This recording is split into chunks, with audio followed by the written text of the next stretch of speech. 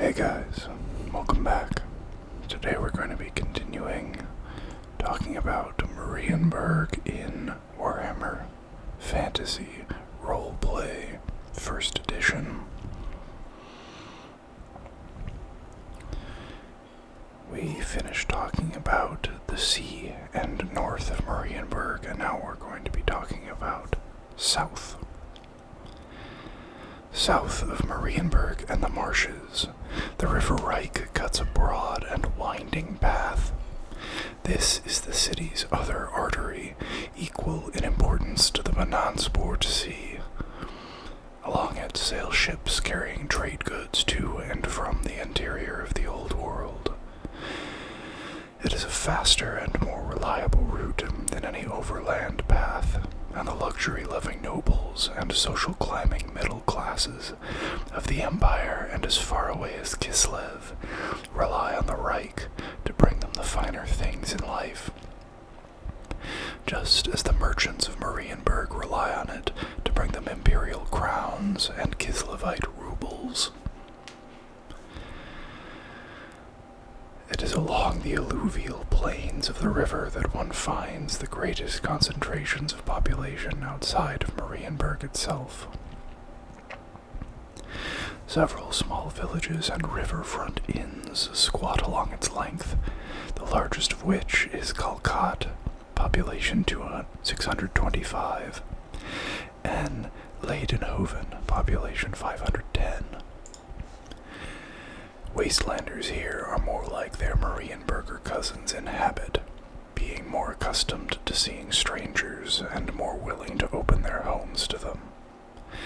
Though the Wasteland River Watch regularly patrols the Reich, small bands of pirates prey on careless riverboats, striking swiftly and then melting back into the general population.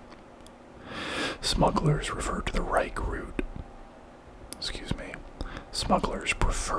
route too, hiding illicit cargoes among the tons of legitimate goods that pass along it each day. Between the river and the bitter moors lies the Kleinland, little country, an almost pleasant heath, mostly used for sheep herding. Its excellent wool is one of the wasteland's few native exports. But even here, residents keep their spears sharp and village walls in good repair, for greenskins and worse sometimes wander out from the mountains, while the moors themselves are rumored to hide great castles of the Fimir and vales where chaos and mutants reign supreme. Or so they tell any travelers who are willing to buy a round or two of ale in the local tap room. The town of Hallsdorf once prospered here, its rare patch of fine farmland and excellent lace goods, encouraging traders to divert from the Gieserow road for a chance at extra profit and a safe night's sleep.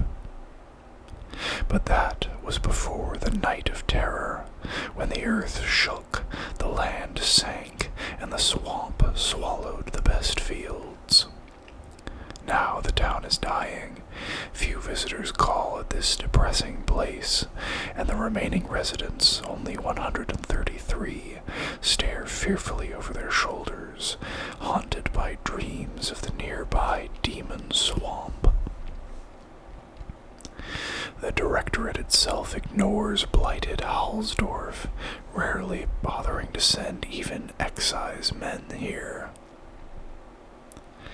At the edge of the little country where the bitter moors begin, a great road runs from Marienburg to the Bretonnian city of Gieserow, from which many in the large village of Klessen, population 422, make their living by providing rest and refreshment to travelers going either way.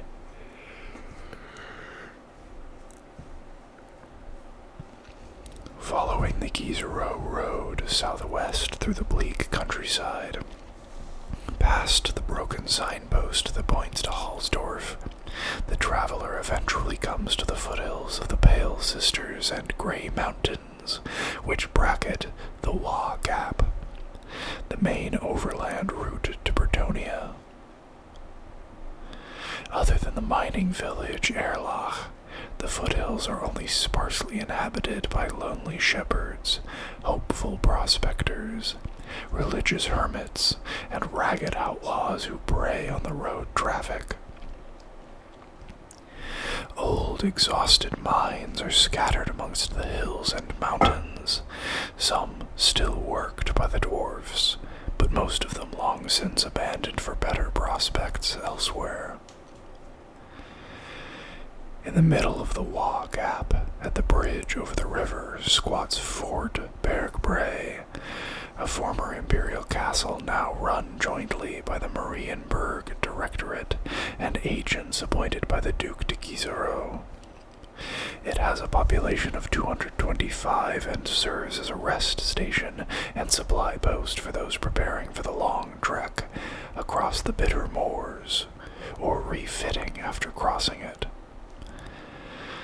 There is a large joint force of excise men and road wardens here to guard against smugglers and protect travelers against the dangers waiting in the hills. At least, that's the idea.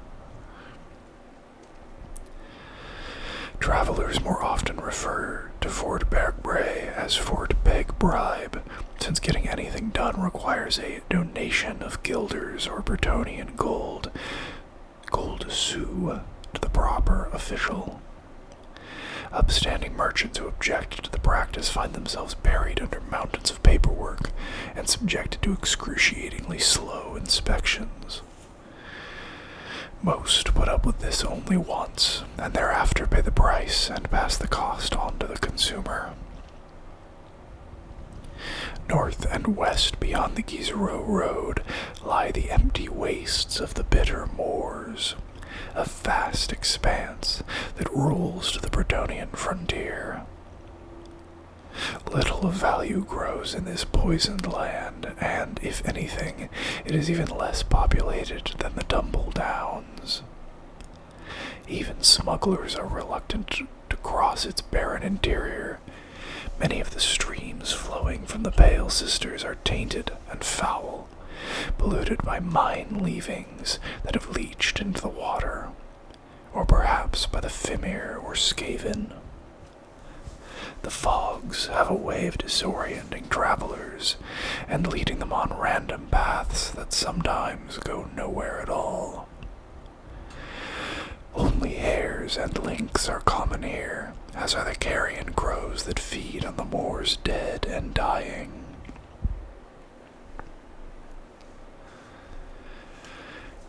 The Coast Road. Travelers who must pass through the bitter moors by some route other than the Guisereau Road usually take the Old Coast Road, an ancient raised highway built by the elves in the days of their dominion over the Old World. Built to a different logic than the roads of man or dwarf, its close-fitting white stone blocks begin in Clesson and take a meandering path along the coast, closely following the shore to an abrupt end near Languille. Thousands of years old, it is rough and broken in places.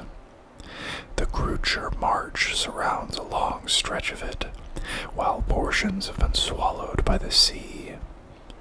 This ancient route is used infrequently, and then only by those who do not want to meet other travelers on their way. Only one down, the fishing village of Brokewater, population 84, remains along the coast till one reaches Bretonia. Though never proven, Brokewater and the few run-down inns in its area have a reputation as criminal haunts, since ships that dare the southwestern coast of the Manonsport Sea often fall foul of wreckers who leave no witnesses. The Grey Mist gang of smugglers is rumored to make its base here, and whispers mark Brokewater as a center of the banned cult of Stromfells. While traders in Marienburg regularly complain about the criminal activities centered on Brokewater, the lack of action by the Directorate has led many to speculate, quietly, for their own safety, about some sort of official backing from one or more of the great houses. Further on are the ruins of Almshaven and its lighthouse. Destroyed during the incursion of chaos by the Reaver Bile Spit, a champion of Nurgle, the village was never rebuilt and now is feared as a diseased, cursed graveyard, best avoided by all. This, of course, makes it very attractive to those needing to vanish for a while. That the occasional treasure seeker disappears here without a trace only adds fuel to the region's dark legends. Well past Almshaven, the road passes Reaver's Point, the site of a great pirate camp in the 24th century. Once the scourge of all who traveled the Sea of Claws, the pirates and wreckers of Reaver's Point sank ship after ship in their bloody quest for gold, their power and wealth intimidating even the rulers of Marienburg. Finally, after the pirate Baron Bartholomeus the Black declared himself Lord of the Seas and all the Waste, the desperate rulers of Marienburg took action. Pooling the fortunes of the wealthy merchant families, they built ships and hired mercenaries. Under the command of Admiral Jan Martens, a senior priest of Manan, the power of Reaver's Point was broken in a day-long naval battle. At the battle's height, Martens and Bartholomeus locked in a death struggle on the foredeck of the pirates' flagship, the Black Angel. What happened next is unclear, but Bartholomeus and Martens both fell overboard and were lost at sea. Their ghosts are said still to haunt the land and sea around Reaver's Point, hunting each other to the end of time. The Grocer March. Surrounding Marienburg, where the Reich flows into the Manansport See, is the Grocer March, a forlorn delta that spreads for dozens of miles up and down the coast and back along the River Reich. It's a gloomy place, choked with cattail reeds taller than a man, and scattered groves of trees hoary with age, great beards of fungus hanging from the branches down to their entangled masses of roots. Fetid mists that carry the faint stink of decay float among the rushes. Even the wind and rain can't drive them away completely. As the Reich flows into this muddy bottomland, its waters branch and divide from the main channel, separating and rejoining, twisting among the hummocks in a confusing snarl of streams, channels, and treacherous pools. The marsh provided refuge to the Teutones when they first fled here around the year -20 IC, and it still serves to shield the city against would-be conquerors. The Reich and the two raised causeways to Middenheim and Gieserow funnel and eventually trap invaders who can't march an army through a swamp. Many times in the city's history, the rulers of Marienburg have simply abandoned the wasteland to advancing enemies, only to pick and snipe at them from the fens as they starved outside the city's walls. The Grocer March holds things of value too, and wastelanders are skilled at wringing out every penny's worth. Swampers fish for the delta eel that forms much of the peasants' diet, and the eggs of the gray herons that arrive with the summer are avidly sought by the city's gourmets.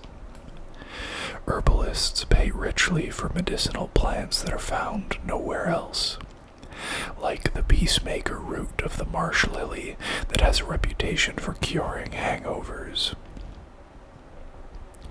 Even the mud has its uses, for earths from certain parts of the swamp are known to have powerful euphoric and even hallucinogenic properties. Alchemists can reduce it to a powder that doctors mix with wine to treat patients suffering from various illnesses of the head.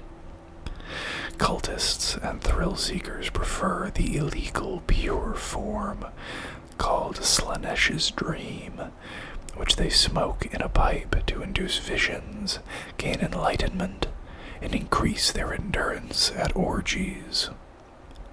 It is also highly addictive, a fact not lost on the city's criminal classes.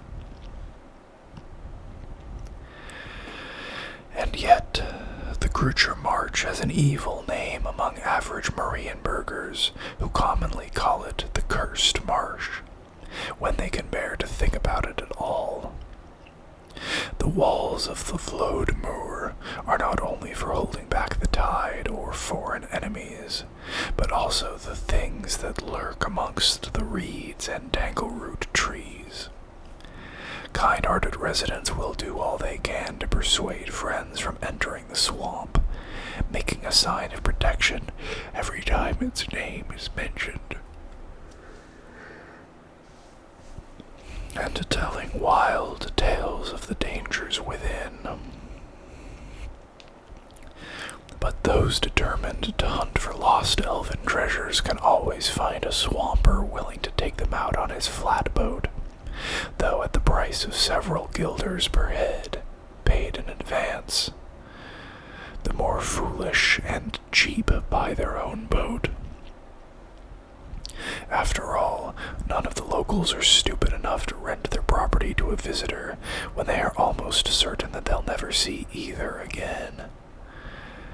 The lucky ones return muddy, wet, and cold after a day or two of wandering aimlessly in the ever-present mists, while the rest are remembered fondly when the time comes to make a toast in a local pub.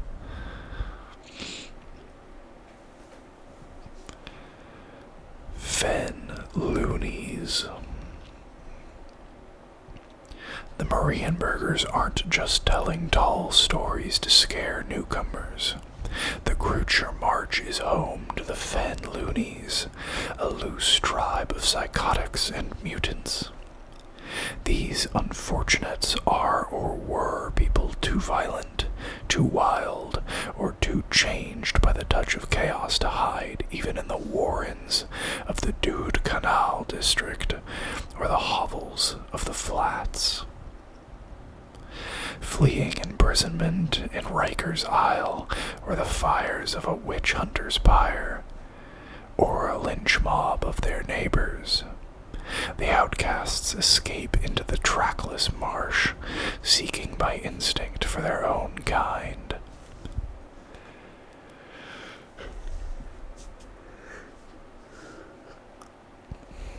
If they survive first the Fens and then their new comrades, new loonies join a society that looks like some tortured priest's nightmares.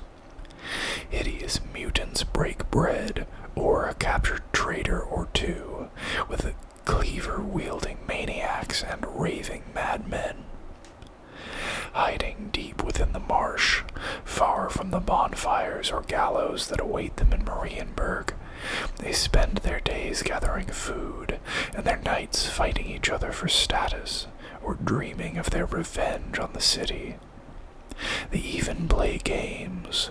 One or two of their number will sneak back into Marienburg through secret ways and try to come back with a trophy, the most prized being the head of one of the Black Cap watchmen. Like the Marienburgers themselves, many loonies just want to get ahead. The Fen loonies are ruled by the strongest among them. For the last 30 years, a former dock worker named Goose. a scale-skinned mutant with orange wattles and a serpent's tongue, Goose rules by fear and terror, and by virtue of being mostly sane. He has the fanatical devotion of his followers. Knowing that too many raids on causeway traffic or too many trophy hunts into Marienburg would provoke even the Directorate to spend the money needed to cleanse the fens, Goose restrains his subjects and carefully doles out those times when they can have fun. It's rumored that he has even had meetings with agents of the Stadtholder, reaching pacts of mutual tolerance. For the Marienburgers, the Fen loonies are held at the back of their minds, and most people have convinced themselves that they are nothing more than boogeymen useful for scaring children. The occasional axe-wielding, spike-haired, and mutated psycho killed in the poorer quarters is dismissed as an aberration, the product of the sordid ways of the lower classes. The city council will sometimes make noises about cleaning out the outlaws and riffraff cowering in the marsh, while their directorate nods and goes about its business. In fact, no serious effort has been made for nearly 30 years, when a company of Tylean mercenaries was sent on a search and destroy mission. They returned after a few days with the body of an obviously long-dead mutant and, to top off the fiasco, successfully sued in court for bonus money for hazardous duty. Since then, as long as they can go on with their business, Marienburgers would simply prefer to not look over the wall.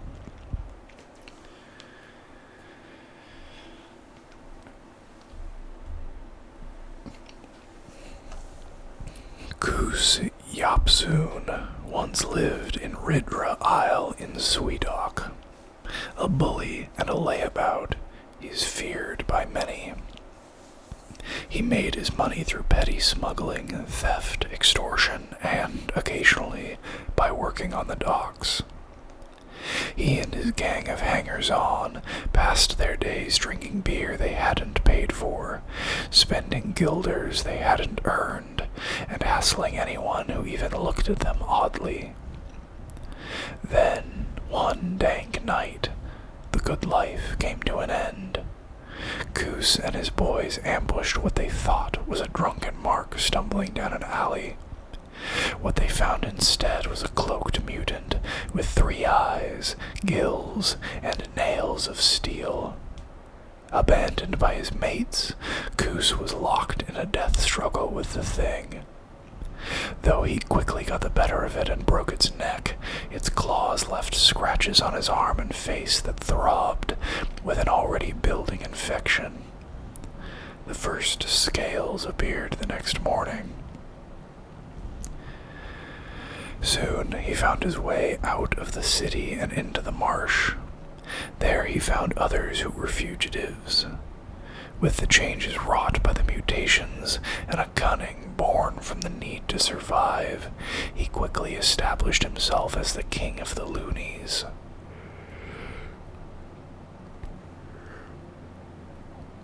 The skill with which he planned their raids on the causeway and their exploits in Marienburg gained him the loyalty of his new gang.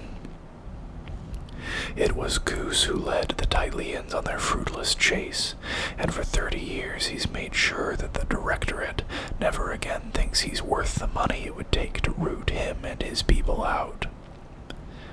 In the past few years, another of his mutations has become clear to him. He isn't aging. He can be wounded and probably killed, but his body gets no older and his strength hasn't failed. Some of the mutants now worship him as a god.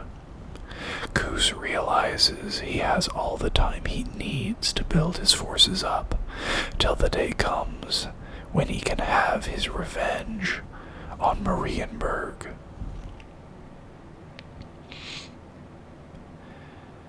And that, I think, is where we are going to bring this video to a close because my AC just kicked on, so there's going to be a little bit more background noise. I hope you guys enjoyed the video. If you did, please consider liking it and subscribing to the channel. And I'll see you guys next time. Bye-bye.